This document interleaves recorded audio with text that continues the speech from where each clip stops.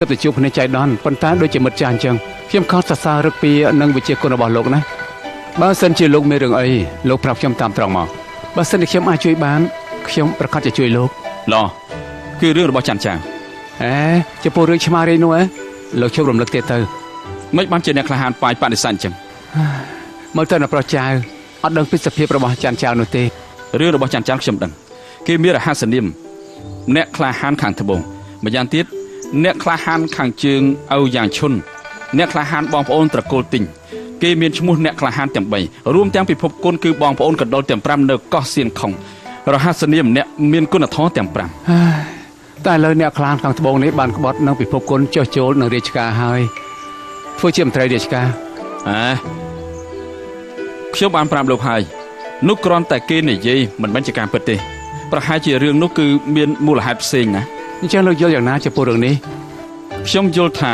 រឿងច័ន្ទចៅទៅបំរើប៉ាវចិននោះគ្មានអ្វីមិនល្អទេមិនត្រូវទេមិនក៏ថាមិនត្រូវប៉ាវចិនគឺជាប៉ាវមេឃស្រឡះដែលគេដឹងគ្រប់គ្នាប៉ាវចិនគឺប៉ាវចិន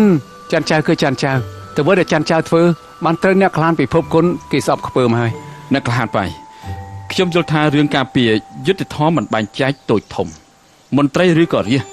ចៅព្រៃឬក៏អ្នកក្លាហាននៅក្នុងពិភពគុណឲ្យតែការពារយុទ្ធធម៌កំចាត់មនុស្សអាក្រក់គឺជាមនុស្សដែលគួរឲ្យគោរពហើយធ្វើជាមន្ត្រីក៏អញ្ចឹងដែរធ្វើជាមន្ត្រីគិតពីប្រជារាស្ត្រគិតពីយុទ្ធធម៌សង្គម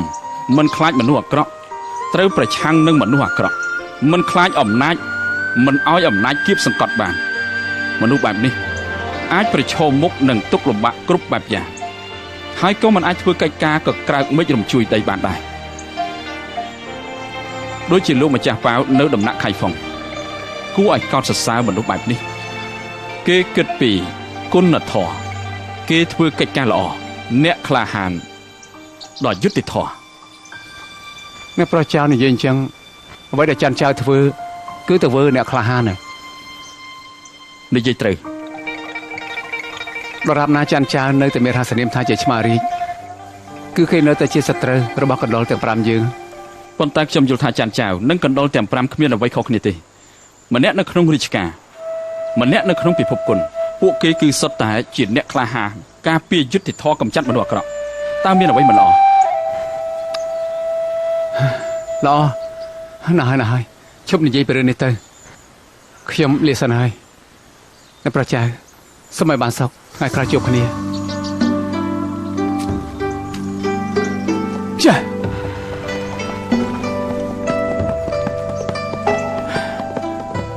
ចិត្តគេខ្លាំងដល់ហើយ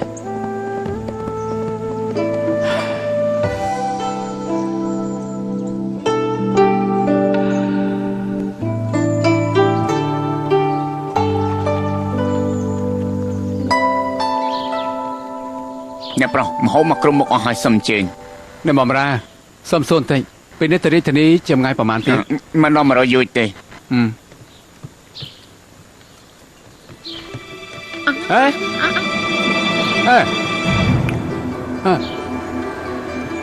រួយពណ៌ឆ្ងាយឆ្ងាយនេះមែនអាយ៉យអ្នកណាយໄວអ្នកប្រុសគឺអ្នកប្រុសសំទោសណាខ្ញុំអប់រំមិនបានល្អសូមអធិស្ឋានតើពួកគេជាកូនណាពួកគេគឺជារាជរងគ្រោះមកពីឈិនជើឪពុកម្ដាយពួកគេអត់បាយស្លាប់អស់ហើយគេនៅកន្លែងនេះដើម្បីសុំទានគេនៅស្រុកនេះគ្មានណាថាដូចជាគេអញ្ចឹងមានច្រើនណាស់ដូច្នេះមានពេលខ្លះពួកគេអត់មានអីហូបទេមានពេលខ្លះពួកគេក៏មកដណ្ដើមបាយរបស់ភ្ញៀវដណ្ដើមត្រង់តែម្ដងបានហើយកុំធ្វើបាបពួកគេយកនៅប៉ាពួកគេគិតប្រាក់ពីខ្ញុំទៅអ្នកប្រុសពិតជាច្រឡំមែនចាំខ្ញុំរយឲ្យចុះទៅឆាប់ឡើងទៅសុំទោសអ្នកប្រុសខ្ញុំយាមមិនបានតែងល្អធ្វើអ្នកប្រុសពិបាកចិត្តហើយ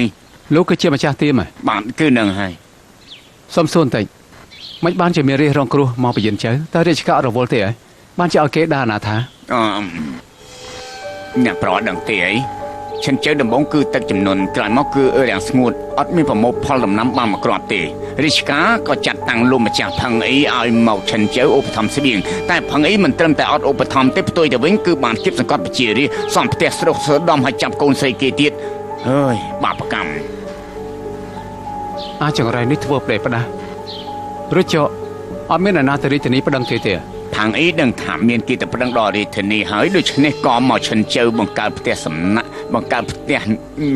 ក្រុមដែលមានសមត្ថភាពប្រមូលផ្ដុំគ្នាជាពួកជនពៀពួកចោរព្រៃឲ្យនៅជាមួយនឹងគេទី1ជួយការពារជីវិតនិងទ្រព្យសម្បត្តិគេទី2គឺបំបត្តិព័ត៌មានឲ្យតាមសម្រាប់អ្នកទៅប្តឹងទៅតាមផ្លូវអាសូរណាស់តាមផ្លូវពីឈិនជើទៅដល់រាជធានីគ្រប់ទីកន្លែងសុទ្ធតែមានសាកសពរបស់ជនរងគ្រោះដែលចង់ទៅប្តឹងនៅឯរាជធានីទៀតផងពិតជាយ៉ាងនេះផាងអីអ្នកប្រុសអូសេរបស់អ្នកប្រុស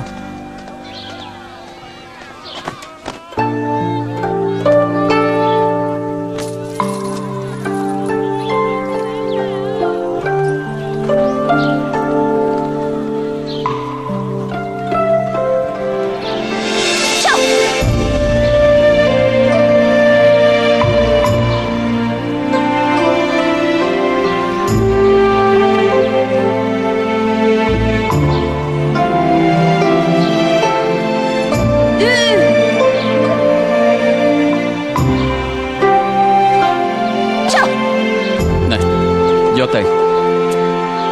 អរគុណអ្នកប្រុសអ្នកក្លាហាននោះទៅបានហើយអូ